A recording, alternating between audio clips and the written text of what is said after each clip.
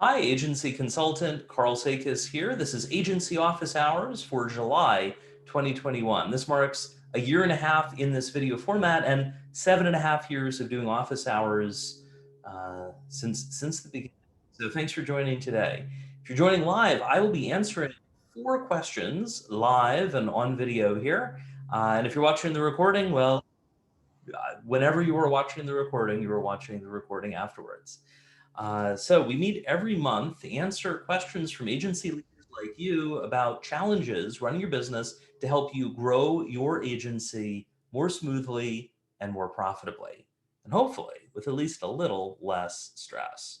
Here's a preview of the 4 questions we will be answering today. Robert in Poland has a question about upselling. Then, Corey in Atlanta has a question about teaching strategy to employees at the agency. Elaine in California has a question about getting more recurring revenue from clients. And finally, Joe, also in California, has a question about when to hire a full-time operations manager. If you're one of those 4, please be ready to come on camera for the question. If you were just listening along, you're welcome to stay off camera if you like, save you from Zoom fatigue.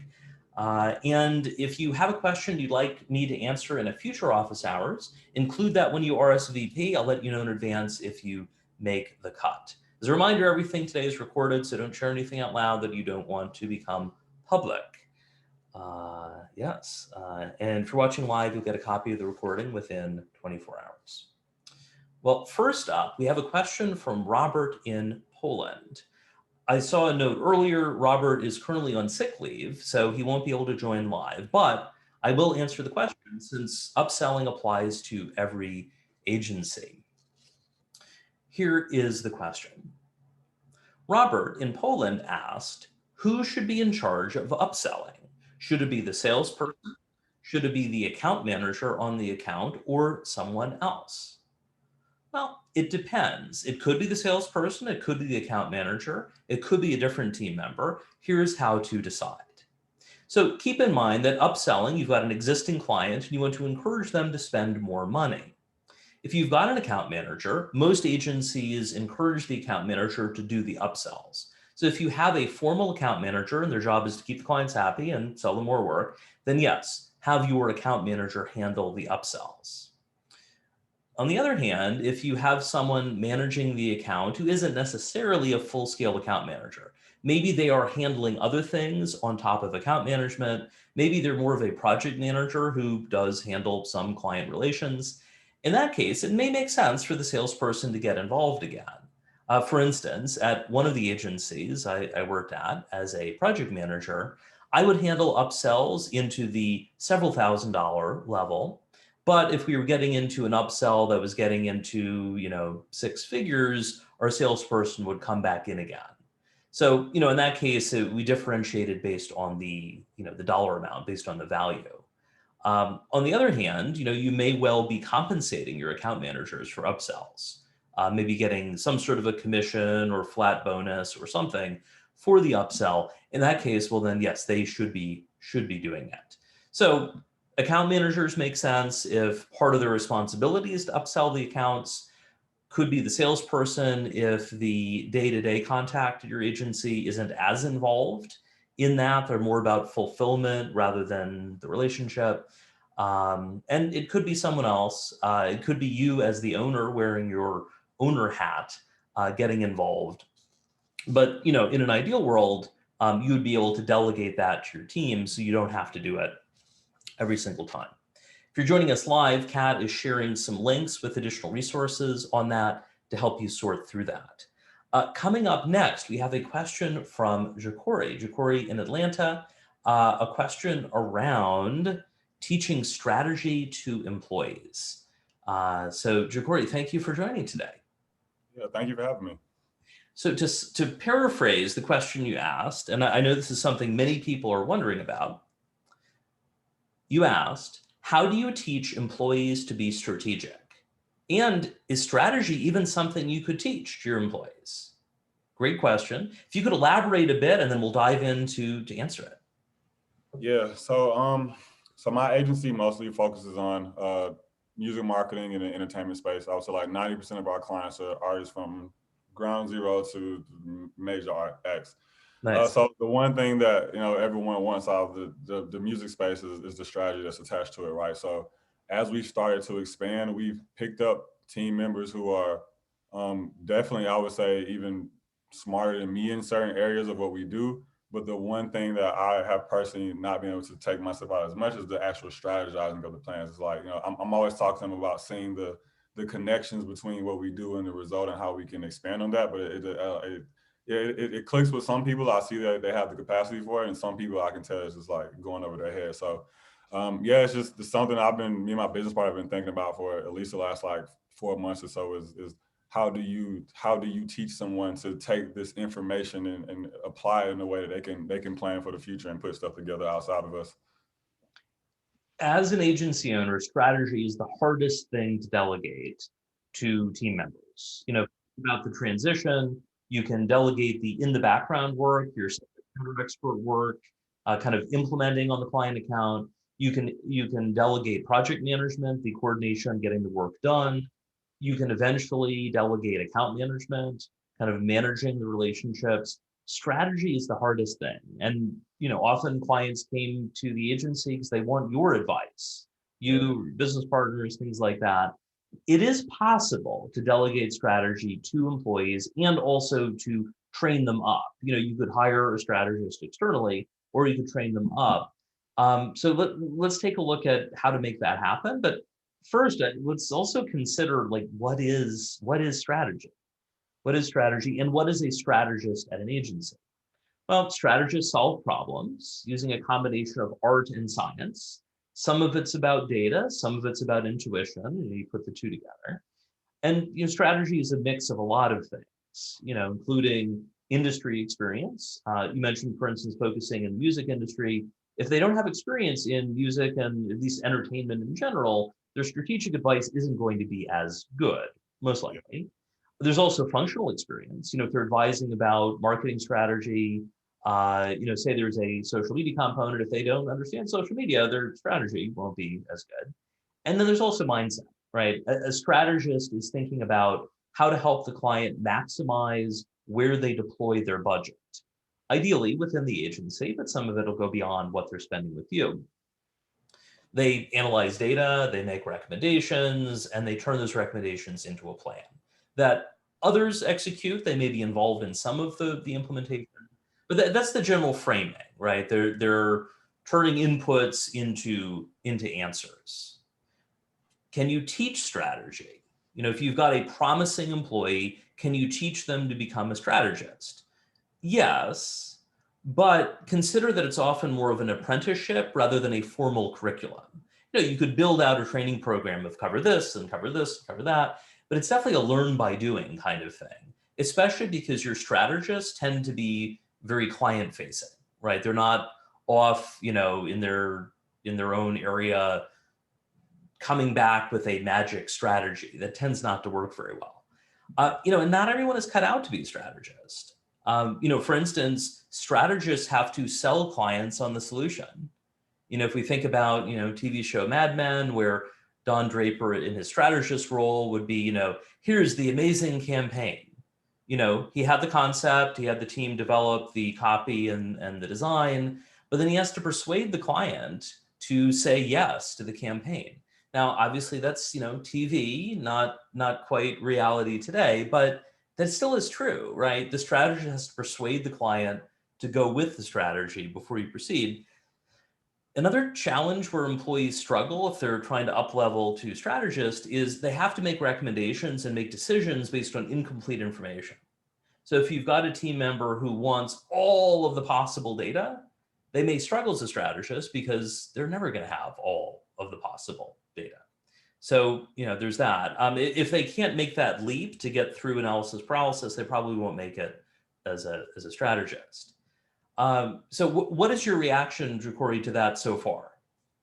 Yeah, man, it all sounds good, and it's things that we've been thinking about. So I mean, as far as I guess, even starting to build out some sort of a training regimen for that, or like what are some, I guess, like activities or things you should recommend? Is it more so like just letting the employees who show promise and like, start to maybe build strategies that I present to the client and just, and walk them through it that way, or what are some recommendations you have there?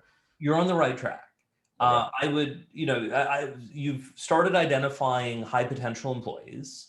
So that helps to identify, who might be a match. And then, have them read strategy documents or deliverables you've created, and and then talk through them. You could frame it as doing a book report, like they read through it and they sort of comment on what they noticed. Okay. Or, maybe you choose to walk through it and say, here's why I recommended this, here's why I recommended that. There's value in, begin with the end in mind, as Stephen Covey said. They can see like where it's headed, but then you also want to give them a window into the process you took to get there. So that might be a case where they do sort of a ride along or shadowing or something like that, where you're doing a strategy project for a client and they're there with you and you're talking through the decisions you're making. And you're like, the client mentioned this. I want to dig deeper into this and this in analytics, or this in this industry publication. You could potentially assign them to go gather the data. This is partly how management consultants train. If they're working at a large company like McKinsey, Accenture, things like that, where the analysts are gathering the data to support recommendations and analysis by the more senior consultants. So you can do the same thing. And keep in mind that work, when someone is shadowing you or you're assigning them to gather the data and do this or that, it's going to take a lot longer than if you just did it yourself. But I'd recommend making that investment, because over time, they're going to do more and more. They're going to save you time. And eventually they can do, if not all of it on their own, more and more of it. And I think, thinking about the idea of, say, the team creates the strategy and you present it, that makes sense as a way to level up, right? Initially, maybe the team members are reviewing and shadowing as you do it. Then maybe they're involved in gathering data. Then maybe they're involved in analyzing the data over time. Maybe they're working on a particular component of the strategy.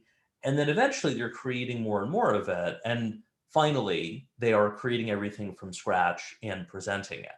But you don't want to go there right away. Like, the phased approach you have in mind makes a lot of sense. Yeah, I know. I already have them starting on, at least how I started to kind of pick out who was at least leaning towards it. Well, we have them doing like sort of a data analysis around the clients, and that was what got me into it. I would see like, oh, some of them were able to kind of interpret the data, and Yes. even ones that I hadn't thought about in a much cleaner way than some of my other employees were just like, oh, these are just numbers to us, Um, Right. so yeah, so I guess in a way I already kind of been pushing towards it to figure out who's best for that. But yeah, I was just wondering like if that was a practical way to do it if I was overthinking it. You know what I'm saying? If it was as simple as I was kind of thinking it could be, or if it was a little bit more in depth than I was thinking about. But that makes a lot of sense. You're on the right track, definitely. And for everyone listening, do that phased approach. And it sounds like, Corey, you've identified high potential people already. For people who are listening along, take a look at your team. The ideal strategist probably is going to raise their hand and say they want to be a strategist. But also keep in mind that people who raise their hand to be a strategist may not be a good strategist. I met a recent graduate several years ago who was, I think at the time, 23, and he's like, I want to be a brand strategist. And he had like no experience and all that, and that he wanted it. And indeed, now many years later, he is in fact a brand strategist. But some of it also is giving people a bit of a reality check that, here's what you need to do to level up to get to that point. Keep in mind, the risk is that you may have an employee who doesn't want to wait that long, and they may feel like some other agency or an in-house role would make them a strategist sooner. And that is always a risk that you're going to take. But um, you don't want to put bad strategy in front of a client. Yeah. So, I would recommend going with the phased approach rather than just being like, here you go, go talk to the client without double checking. Yeah. Okay. Okay. So, yeah, thank you for joining. I appreciate it. Yeah. Thank you, Carl. Appreciate it. Absolutely. Um, Another point comes to mind, thinking about like, how do you become a strategist? My background is in agency operations, but as I'm advising agencies, we're looking at strategy, operations, and leadership. And at one point, an agency owner was like, well, if you focus on operations, how do you know strategy?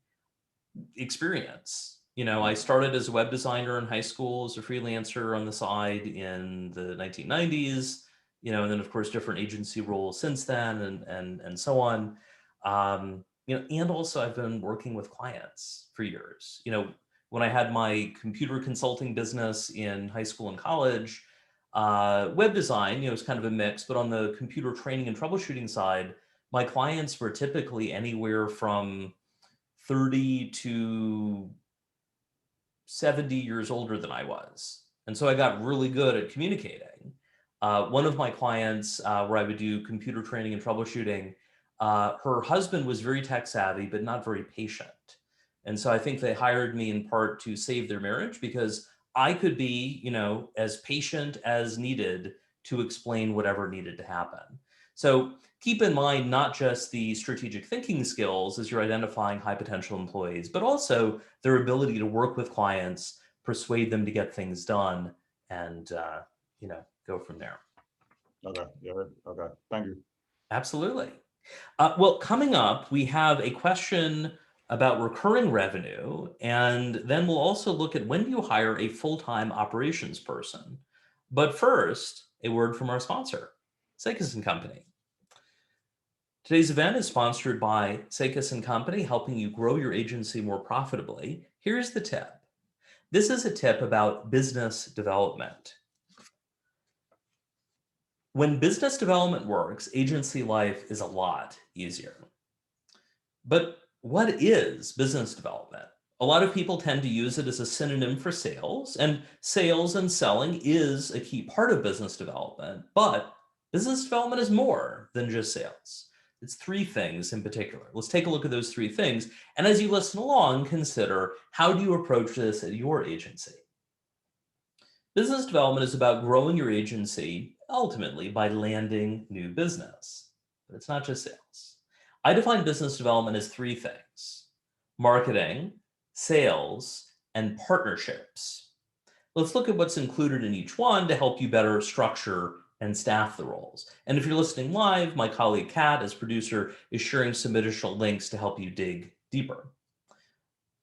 Marketing is about one-to-many. That's about things like your newsletter, your website, your SEO, paid advertising. You could think of it as the paid, earned, owned, PEO model. There isn't a specific prospect in marketing. I mean, you're thinking about prospects as a group, but marketing is intended to get leads to raise their hand, to request a sales conversation, become prospects. For instance, I recently helped a client hire a new internal marketing director. Her job, the person they hired, is to get more leads in the first place that their sales team can actually work. Sales, the second part of business development, is about one-on-one opportunities. Someone raises their hand to get help, and you help them.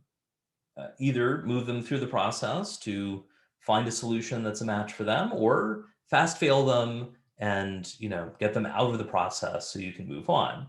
Whether you are using a transactional sales approach or a consultative sales approach, my favorite on that one, consultative, it is about a specific sales opportunity. It's a one-to-one, or if you're working with enterprise prospects, one to dozens of people who care about the work you're doing, whether they should or not. For instance, I'm currently helping several clients with sales process and structure. Part of it is about the people involved, your salesperson or salespeople, or maybe you're wearing a sales hat as an agency owner right now, but it's also about the process and how you structure things, and that tends to change as you go. Now, many agencies leave BizDev there at marketing and sales, but there's actually a third component under my definition of business development for agencies that is an important growth opportunity for you. And that area is partnerships. Partnerships are about building relationships with other companies, agencies, software providers, so on. and where you and they help each other with client referrals. You have a potential match for them, you send the prospect the way to the partner, and vice versa.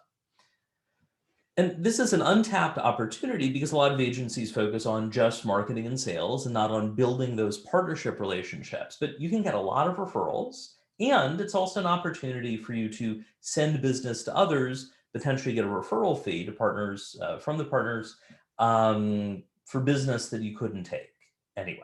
So there's really almost no downside, lots of upside to building those partner relationships, but it does require someone managing, building and managing the relationships. As an agency owner, this fits into my category of $1,000 an hour activities, things that only you could do. Like as you grow, you may eventually get a partnerships manager, partnership director, but at least building those relationships, it helps to build them at an executive level. So think about how you can apply this at your agency. Remember, business development is three things: marketing, sales, and partnerships. I look forward to hearing how you apply it. Next up, we have a question from Elaine about recurring revenue. Elaine, if you want to come on camera, welcome and thank you for joining today. Thanks. It's nice to be here. Well, to paraphrase, here's the question you asked, and then let's dive in.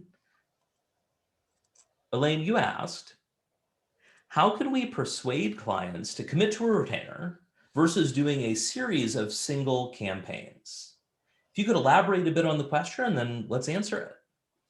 Okay, well, typically when I get a new client, I show them, I launch them into kind of a starter sort of package. It's called a Spark campaign, very low key, and it's based on something that we know sells. It's their best seller. And a lot of times we tap into their existing customers, knowing that they're a warmer audience, and we can start getting generating income. But what usually happens is if we hit it out of the ballpark, I'm thinking, okay, now they're going to be open to a retainer. I could just show them the other stages, the other campaigns that we have to build out their funnels. And they're like, no, we are so in love with this. And of course, it's the least expensive option because it's the on-ramp, right? We are so in love with this. We did so great. You know what? We don't need any more customers. We're just going to work what you gave us so far. And we're not going to go on until that dissipates. And then we'll call you again. So then it's feast or famine again. And I'm thinking, how can I move them into just from the outset, feeling like they want to continue with me for more than one campaign? Few things to take a look at, and for sure, you are not the only agency leader to struggle or run into this particular challenge. I saw that as the pandemic started, where a client who focuses on e-commerce, a couple of their clients asked to pause all of their spending. One sold freeze-dried camping food, and another sold jigsaw puzzles. Demand was through the roof on both freeze-dried food and jigsaw puzzles. And the companies were sold out. They're like, well, let's pause our ad budget. We have nothing left to sell. And, they also wanted to pull back a bit, less so on SEO. Conversion optimization wasn't as applicable as like for the agency services because, they didn't have the inventory. So it's a challenging situation. It helps, thinking about the example, Elaine, you shared, it helps that people are getting results, right? It's hard to persuade clients to do the retainer if they don't feel like they're getting results. So you're ahead there. That's helpful. The question is how to get people on board. Well, a few pieces. One, given the results that you're getting people, you could probably create some case studies that persuade people to sign up for retainers from the beginning, right? If you've got those results, you've got that track record, you could say, based on where you are and based on your goals, we've got an ongoing support solution to help you keep up the momentum. That's an option. There may also be a component around screening who is qualified. And Kat, if you could share my article about BANT versus Crux about sales qualification. So basically the idea is that, Elaine, and for everyone listening, you're going to qualify your sales prospects. Are they a match? BANT is the traditional model: budget, authority, need, and timing. Mine, Crux, is similar, but it adds a piece that I call X factor, which is, does the client feel like a good match? And we can apply that X factor here as well around, is the client looking for a long-term relationship, or are they looking for some sort of a quick hit and that's it? Some of that you can tell by the client's business. For instance, an agency was working with a website that sold signs online. Like, you need signs printed, they will print the signs. And the sign company was being very difficult. They seemed to be kind of cheapskates. They didn't like, paying for the extra things that they needed, that they wanted, they didn't want to pay for it. And I asked my client, the CEO of the agency, I said, which client is this? And paraphrase, the client was basically like, super cheap discount signs online. I'm like, well, that's probably how they're going to treat their agency too, right? So it is worth taking a look at the client's culture and attitude and how they approach their other relationships with other service providers. A question that I ask every prospective client is, have you worked with a consultant, coach, or other paid advisor before? And if so, what did you like and not like about that experience?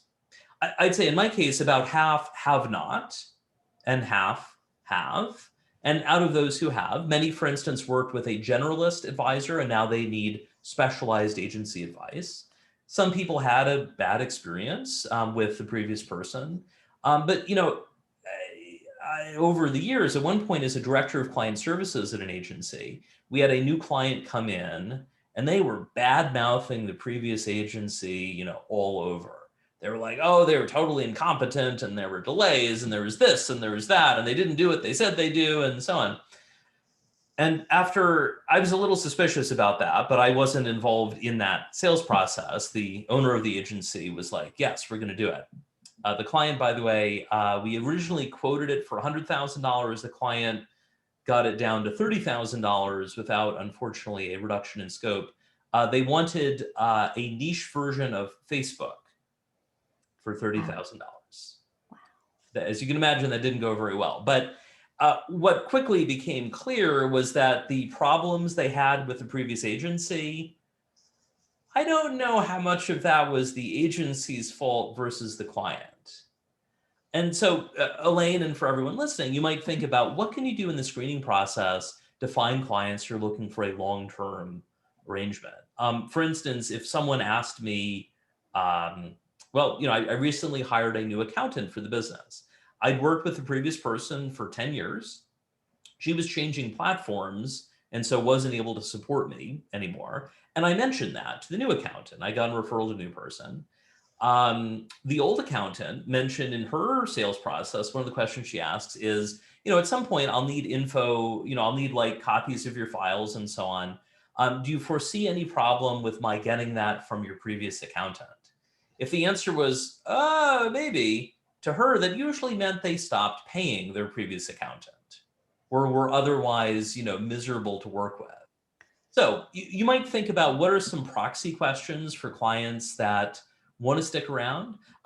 Have you noticed, like Elaine, thinking about your specific clients, are there any themes to clients who are more likely to happily sign a retainer versus who are like, whoa, too much, whoa, not enough, whoa? Have you noticed any patterns for your client base?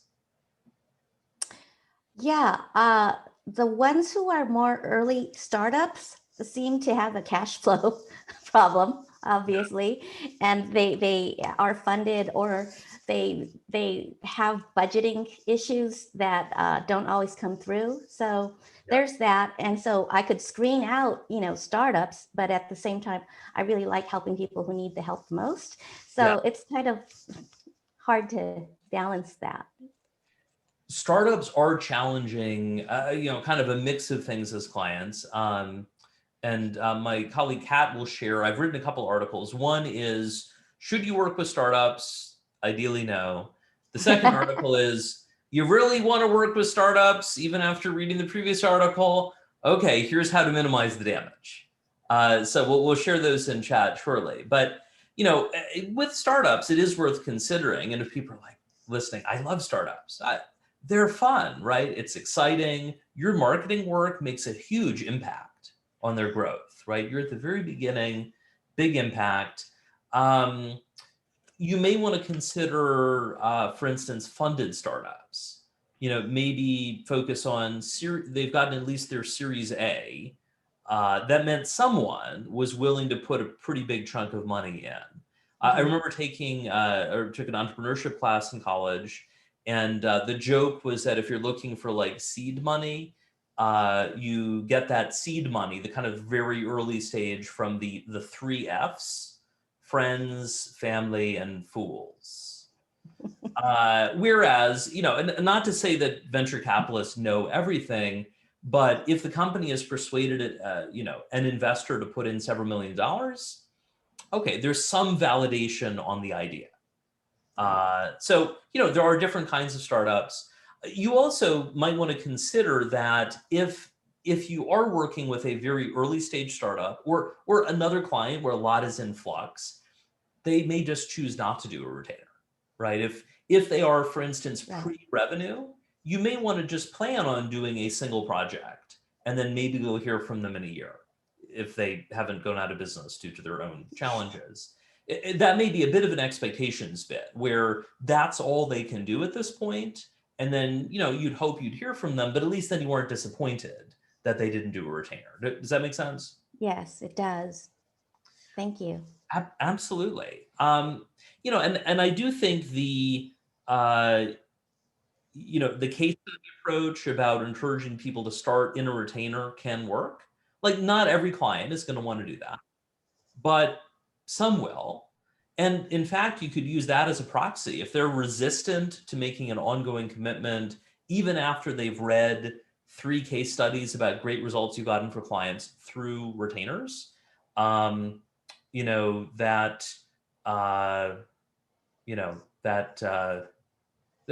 certainly something to consider. That's good. We have case studies. It never occurred to me to use it in that way, especially showing how there's compounded benefits to staying consistent with the campaign. Mm-hmm. And actually, that one other thing that comes to mind is, as we wrap up this segment, and by the way, for everyone listening, we'd have time for another question or two. So if you weren't on the list of 4 people, but you have a question you'd like to ask, please share it in chat, and Kat will help me sort through. Elaine, with your case studies, and this is true for everyone listening, make sure your case studies highlight the type of work you want to do more of, and don't talk about the work you don't want to do. For instance, I learned German in high school and college. I don't really want to use my German skills again. And so, when in the past I was applying for jobs, I did not put German on my resume. So consider your case studies. So for instance, if you look at the Sakas company case studies, most of them involve people who've done ongoing executive coaching, some sort of ongoing help. Not all of them. There's one where worked with a client for about 6 months. And then, that was that. He did his own thing. He followed the advice, though, over the next almost 5 years and grew 800%. So, Wow. It's helpful to have some case studies that aren't solely about ongoing work. But the reality is, like, running an agency is complicated. A one-off phone call, I do one-off consulting, bite-sized consulting calls, are helpful, but that will not solve everyone's problems.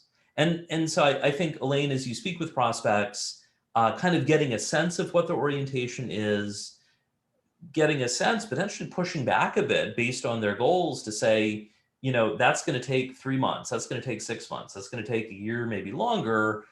We need to organize this through an ongoing engagement. If they're reluctant to do that, you have to decide, do you want to proceed? Sometimes you will, sometimes you won't. But, weigh, does this need to be a retainer?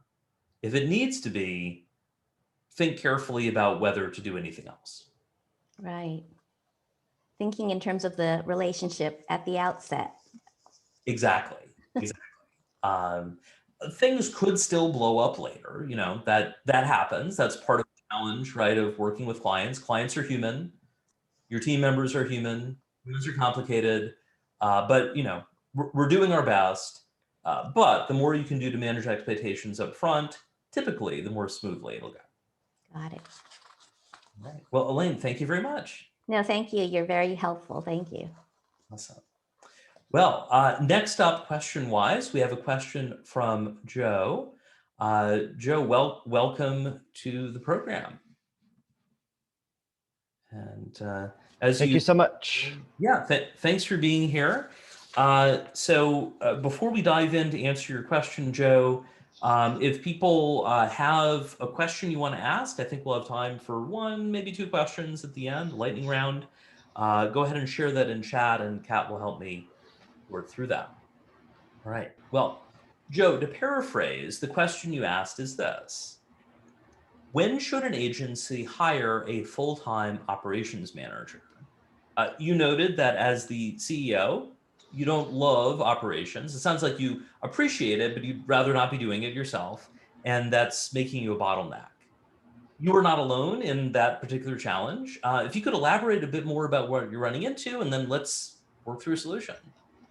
Yeah, definitely. I think adjustment to that question would be either part-time or full-time project manager. Essentially, like, when does it make sense to bring in a specialist to help things out? So to give context, we're a smaller team of about 5 people. And so we have 5 people working on any one project at a time. And each campaign has 15 steps to get it launched and out the door, and takes about 4 weeks. So you have like 5 people, 15 steps, 4 weeks. As you can imagine, there's a lot of handoffs, and any one day delay is going to delay the overall launch of the campaign. Right. So since I really don't like getting in there and like adjusting the dates and checking in to make sure everyone's working on time and handing off properly, I had the idea of bringing in an outside project manager about 10 to 20 hours a week, and was just wondering if that's a good idea, like at any time and as early as possible from what I've read.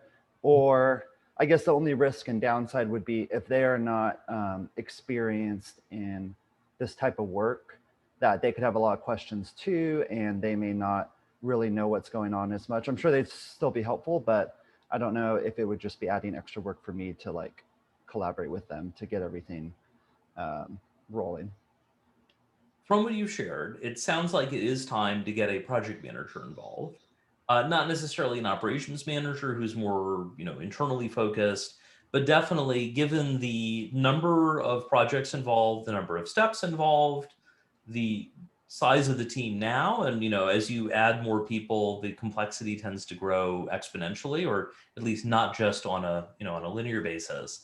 So it sounds like it is time to get a project manager involved. As you're thinking, you probably don't need a full-time PM. That 10 to 20 hours a week sounds about right.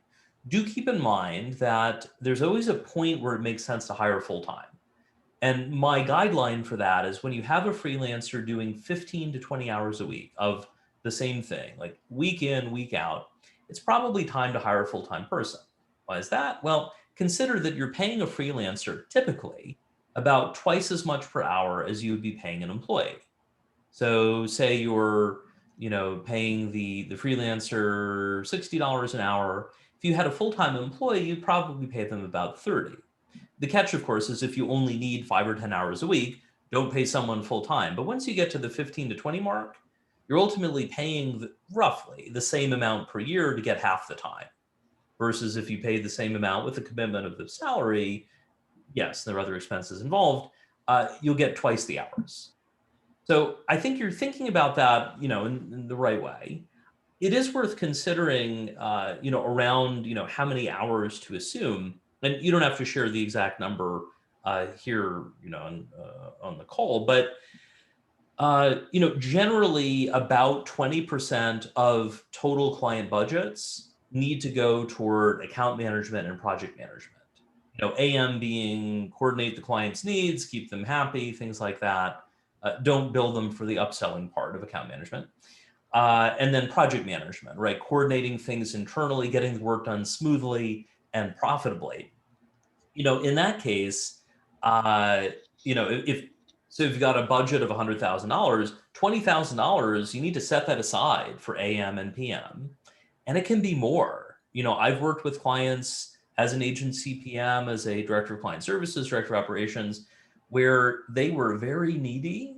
And, that neediness turned into like a third of the budget or that. There's a bit of fuzziness because some of it was getting into strategy work. But, if you've got a needy client, they're going to need more than 20% of the budget.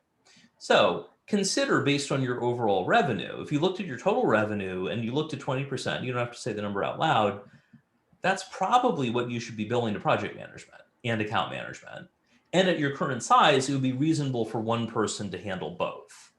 One of the things to weigh is, should they lean more toward account management, like relationships, people person the clients love, or more toward project management, where it's more about get things done. From what you've said so far, given the number of pieces, I'd lean more toward project management, but they certainly need some people skills, along the way. What's your reaction, Joe, to that so far? Yeah, that sounds great overall. I guess a question or a follow-up I didn't think of is, can a PM and an AM be the same person full-time and they kind of like split their time between both, or are those like two different types of people? They are two different types of people, in the sense that the AM is a bit more like a salesperson. A client, for instance, had a version of the account manager profile. And for her, it was like, she was ready to like organize a party anytime. She was the head of the agency. But she didn't, for instance, love telling clients that, something was out of scope. So fortunately, she had a project manager to handle that. And that project manager didn't care about the client not liking them, or at least not liking them as much. So it turned out to be a good combination, where the agency owner, they had about 12 people or so at the time. She could be like the fun person to get the clients excited about spending more money. And then the project manager would be in the background making it happen. And vice versa. If you had just the project manager as the contact, there's a tendency to potentially annoy the client with like, no, that's out of scope. No, that's not included. I met a client of an agency in an event at one point, and I was mentioning something about scope management, and the client of the agency said, like the moment I mention something that I'm thinking of something new, like the agency is like, that's not included, that's not in scope. And the client's like, I know it's not in scope. Like I wanted to add something, but like it jumps to be like, that's not included. Yeah. I would recommend, instead to say, oh, it's an interesting idea that matches up with the strategy. Let me talk to our operations team to figure out the budget implications, and I'll follow up. On the other hand, that's sort of the ideal answer. You don't want someone who skews more toward account management to be like, that's a great idea, we'll do it. And then you realize, whoa, they just gave away $10,000 of free work. And this is true for you, Joe, and for everyone listening. If you're not sure if something is in scope, whether a client is asking you or they're asking one of your team members, it's always okay to say, great idea. Let me regroup with the team and I'll follow up. You're not saying you're not going to do it, but you're also not saying you're going to do it. And ideally, you give them an ETA. You say, let me talk to the team. I'll have an answer for you by Friday, or by Monday, or by whatever. It gives you a bit of a cooling off period, so you're not having to commit right away. Now, of course, where to find the project manager? As I am involved in different agency groups, PM is the hot role right now. It's a challenge to find a PM. The good news, as you're looking, Joe, for a part-time PM, like looking for 10, approaching 20 hours a week, there are PMs who like the variety of working with different agencies rather than solely working for one.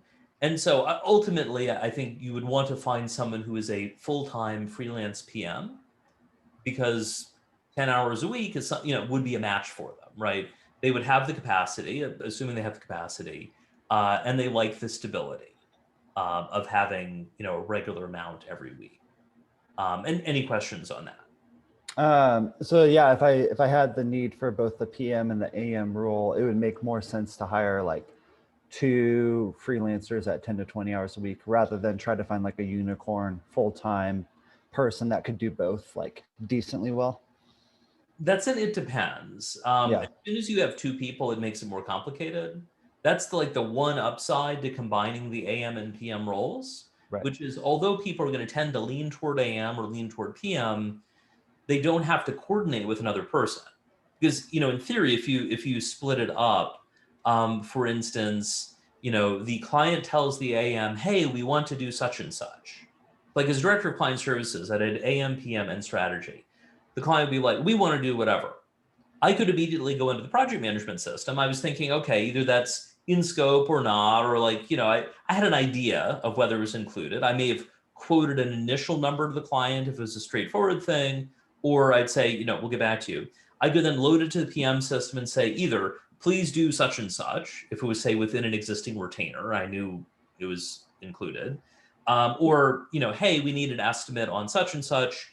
Here's the info we need. If you had a separate account manager and project manager, the account manager would be loading it to the system. The PM would then kind of pick it up and assign it out to people. And that adds extra steps, extra budget, telephone game. A former client, I learned to my chagrin, would do what his team called desk side briefings. He would close a deal sales-wise. He's great at sales because he would promise anything to anyone, regardless of the price. It also turned out was giving nonprofit discounts to not nonprofits. Not what I'd recommend. I later fired him as a client for ethical reasons, but he would go over to a random team member and do a desk side briefing. He'd be like, all right, we just closed this deal. We're doing this, whatever. And he would walk away having forgotten everything he just told the person. And the person he told wasn't even the one who'd always be managing the account or the project. It was not good. The advantage is if you've got one person doing both, as long as you know, if they skew toward account management, you need some extra guardrails around project management. If they skew toward project management, they may need some help on some of the people skill relationship side of things. And I'm generalizing here. They don't have to communicate between two different people. So that is the one advantage of combining AM and PM. Great. That's super helpful. Thank you. Absolutely. Well, Joe, thank you for joining. I saw in chat we have a question Kat mentioned from Jorge about where do you find freelance PMs? Well, a few places. With the shift toward remote work, the odds are your freelance PM is going to be a remote team member. There are a range of remote role places out there. There's flexjobs.com, which vets the companies to make sure that you're a legitimate company. There's We Work Remotely. There are different message boards online. The Bureau of Digital, for instance, has a job board that you can post to. I believe you need to be a member, but you should be a member. They've got great stuff, so you can post there. And there are others as well. If you're looking for a local candidate, you may want to post to the job board for any local marketing organizations, kind of marketing or technical organizations. And in some cities, there are PM meetups. For instance, Austin has a digital PM meetup that's been around. So they were founding it, let's see, like 2014 or so. So, if there's a digital PM meetup in your city or near you, I would definitely reach out there. And then beyond that, it might be a broader, marketing related organization, things like that. And then certainly different, websites for, remote work. I would also ask your current team, because they may know someone in their network. Also, the other thing to consider, and this comes in handy in many ways, download your LinkedIn contacts. And Kat, if you can pull the LinkedIn tutorial, how to download your LinkedIn contacts, basically you can, download your LinkedIn contacts and look through everyone. You may find someone on the list who has a job now as a PM who didn't before. Maybe you'd find other people who might know people who'd be a match. It's always useful to look through your LinkedIn contacts to see, where are they now? Because some of those, where might be people who could help you from a recruiting perspective, a sales perspective, or both? Yeah. I think we might have time for one more lightning round question. Does anyone have a question? If so, raise your hand, and I'd love to help.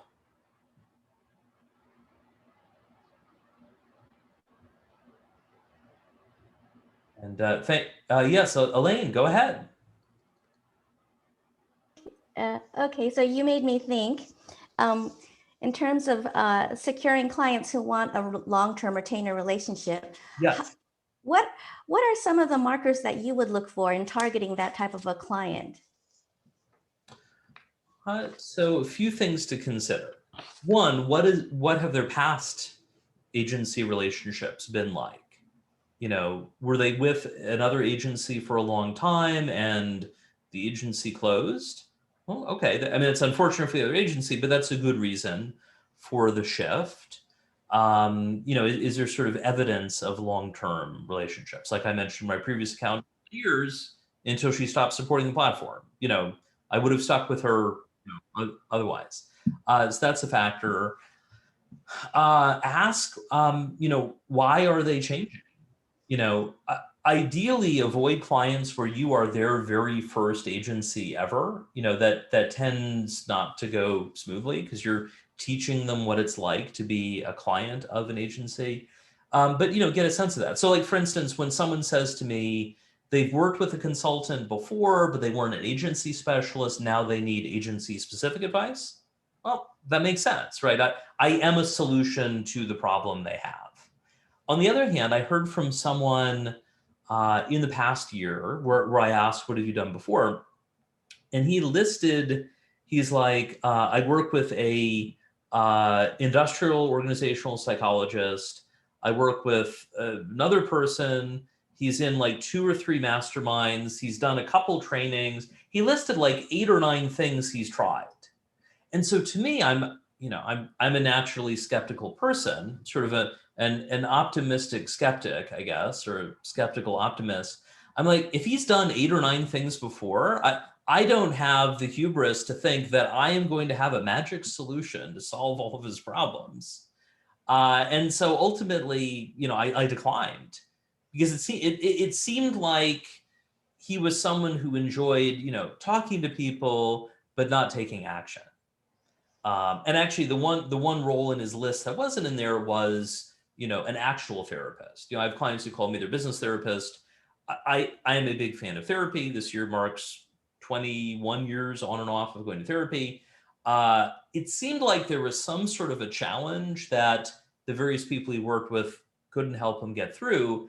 And, I am not a therapist, so I wasn't going to be the one to magically solve it. So that's a factor. And then the third thing to look for would be if you categorize your clients, and I've got a spreadsheet template on this about ranking or rating your clients. Yes. The idea there is, list all the clients, and then you can look at, a couple factors, but 2 in particular. One, what is their current value, high, medium, low, and what is their future potential, high, medium, low. If they're low potential now, low value now, low potential in the future, I wouldn't invest too much money or too much time and so on. And Kat, if you don't mind sharing the link to that about the rating or ranking clients, the matrix, that would be helpful. Take a look, and this is true for everyone listening. Look through all of your clients and identify patterns. Did the problematic clients come from a particular referral source? Maybe stop taking clients from that source, or at least be more skeptical. Do you have others where they tend to be really strong matches? That's helpful. And so you'll have to dig into that about patterns, and it may be unexpected. For instance, in one of my early jobs at a mutual fund company, I would analyze a number of things. And we had this challenge where we would lose these large clients, but we didn't find out until afterwards. So I was like, I bet there's some way to build a predictive system to identify who's going to leave before they leave so we can try to save the accounts. My initial hypothesis was that someone might take out small amounts of money, withdraw a bit, and then leave. That turned out not to be true, but I noticed a different pattern, which is people who were leaving had invested at a certain point in the past, the market had gone down, and as it was coming back up again, they sold at break even. That's not a great investing strategy, but human psychology, people do it. So what I did then was I looked for all the accounts at $1 million or more. When did they invest? And if they had invested at a point that was approaching break even, or on that way, I sent the list to my boss, the head of the client service program. I found $150 million in at-risk accounts. Now he could do something. So likewise, and Kat shared it if you're listening live, the client ranking matrix. Go through and what are the patterns, where they came from, what you noticed in the sales process, and that can be a big help. That's great. Excellent. Thank you. Absolutely. Well, Elaine, thank you for joining, and thank you to everyone for joining. Appreciate your being part of the event today. We're going to meet every month on the second Tuesday, and of course, you get the recording afterwards. If you'd like to ask a question in a future event, include your question when you RSVP. I'll let you know if we'll be answering your question live. Karl Sakas here. Thanks, and good luck out there.